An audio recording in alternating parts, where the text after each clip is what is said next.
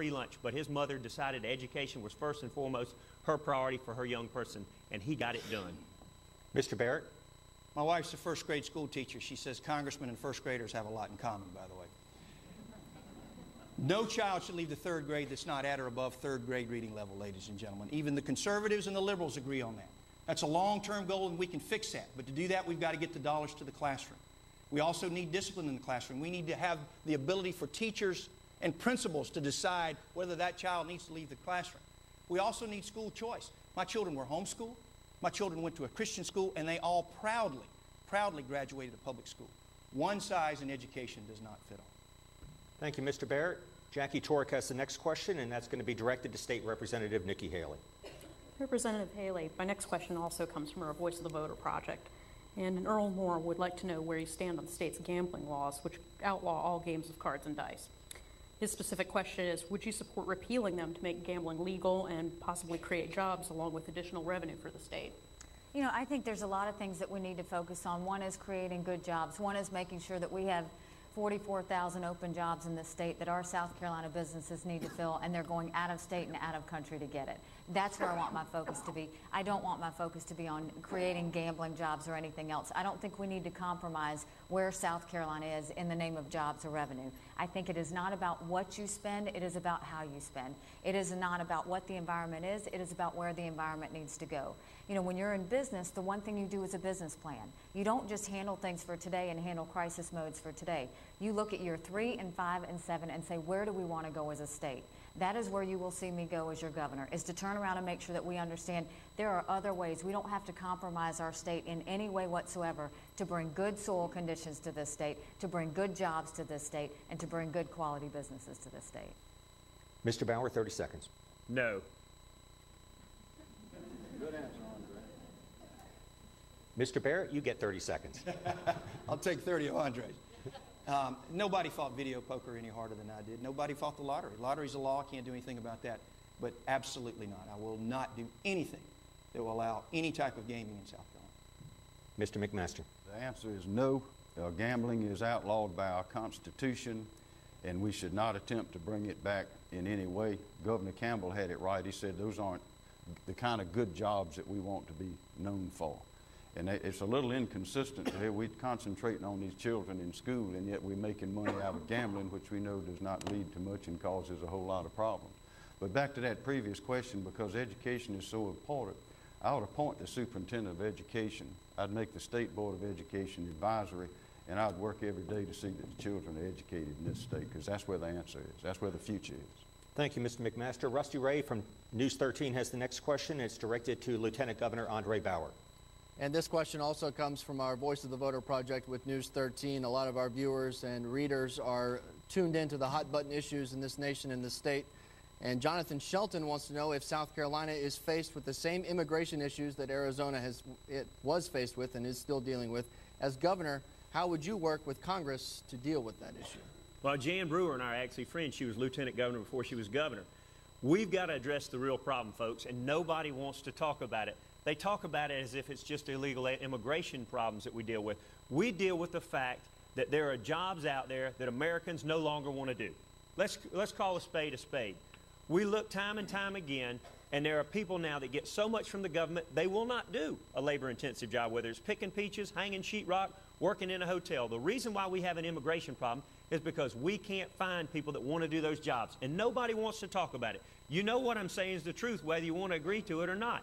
And until you get people that will get off their duff, that are able-bodied people, you're not going to continue to have an immigration problem, whether it's legal or illegal. Nobody's going to enforce it. Sure, we should enforce the laws on the books. South Carolina has the second toughest laws on immigration in the entire United States. Until Arizona passed theirs, we had the toughest. But again, we need to really go back and say, why do we have this problem? And the reason why is we continue to give more and more way to able-bodied people. We've got to bring finality to these programs. New Jersey, for example, said 5 years and you're off welfare. If you have a child while you're on welfare, then you've got to give the father's name. If you don't get the benefits. And if you give the father's name, we're going after the father to get that money and reimbursing the state. We've got to look at why we have an immigration problem. The real problem is government giveaways have become so good that people have chosen to take those versus working. Mr. Barrett, 30 seconds. God bless the governor of Arizona. She's trying to take back her state. The fact of the matter is the federal government has failed to enforce immigration law. We need to do three things. Number one, pass an Arizona-style common sense immigration law. Number two, we need to make sure we hold our employers accountable with a system where they can verify legals and illegals. And number three, we need to fully implement a 287G program. We've got 3 counties in South Carolina that are doing it right now. It's a program where we train our local and state law enforcement officials on how to enforce immigration laws so we, South Carolina, can be the masters of our own destiny. Mr. McMaster. Yes, it's a problem, and we've got a problem with the Obama administration, of course, and with Congress. They're passing things like the individual health care mandate that's a threat to our sovereignty and our liberty, and then doing nothing about immigration. So Jan Brewer did the right thing and passed a law that made it a crime. We have a law that punishes employers. Our new law, one introduced by Senator Larry Martin, will finish the loop on that and give us the best immigration laws on the country. I issued an opinion last week saying it's unconstitutional. I expect it to get passed, and I know how to enforce laws. I'm the only one here that has been in the business of enforcing laws, and we'll get them enforced. Ms. Haley. You know, I think that Arizona did what they had to because the federal government failed to react, and I applaud Arizona for doing that. I will tell you that I am a co-sponsor of the Arizona-style legislation. I will push for it to be that way, but let's also look at the fact that the immigration law that South Carolina passed 2 years ago, when they went to go look at it last year with the stimulus, there was not the first dollar put in that prosecution fund. It was one more example of how government passed something and never went back and made sure that they did what they were supposed to. It's all about holding government accountable. Had those prosecution dollars been in there, we would have already been able to see reports and see accountability and see whether we were handling the immigration law properly or not. Thank you, Ms. Haley. Harry Logan has the next question, and it will be addressed to Congressman Gresham Barrett. Mr. Barrett, what bill or bills did you get passed in Congress that have helped create jobs or bring economic development to South Carolina? Well, I'll tell you, Harry, I think part of the bills that I helped pass was extending the Bush tax cuts. You know, we've got a federal government right now that wants to be, for lack of better words, a nanny state. We've got a federal government that wants to come in and tell you who to be and what to be and how to be it, how you're going to get paid, how much you're going to make, and more than that, where you're going to get your health care. Listen, I've been in Washington for the last 7.5 years, and I can tell you straight-faced, sitting here tonight, ladies and gentlemen, that the answers to this nation's problem are not in Washington, D.C. There's a little amendment in the Constitution called the 10th Amendment, which is a states' rights amendment. And Jan Brewer knows that.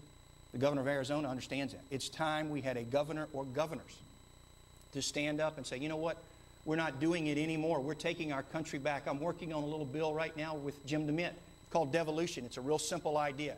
Believe it or not, South Carolina is a donor state when it comes to transportation dollars. For every dollar we send up in road tax money, we only get back 93 or 94 cents. This idea says, you know what, federal government, you take care of the interstates because those are yours, but you know what, we'll take care of our rest. We keep our own dollars and we solve our own problems. And that's what states are for. States should be the hotbed of experimentation and freedom. And we've got a federal government that wants to come in and tell us, empowering people, not government. Government has a role. That role is to help set that table, but once we set that table, then we need to get the heck out of the way. Mr. McMaster.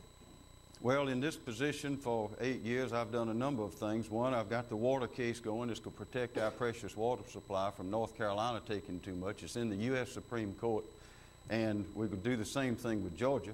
But I've gotten a lot of legislation passed, mainly in the public safety area, the Internet Predator Network. We got that done. Going after the wife beaters, we got that done. I got securities legislation passed. I got environmental legislation passed, gang legislation passed, and methamphetamine. Those are all major pieces of legislation. Had to fight like the Dickens for some, but I got them done. In fact, I've gotten more pieces of major legislation passed than my colleagues here combined, and I'm not even in a legislative body. Ms. Haley, 30 seconds. Thank you. I served on the Workers' Comp Conference Committee to where we worked as hard as we could to make sure small businesses had stronger workers' comp laws. That's directly related to bringing jobs. I served on the Coastal Insurance Conference Committee because we saw so many investors pulling their money out on the coast because the insurance had gotten high. And so that was another way of keeping jobs.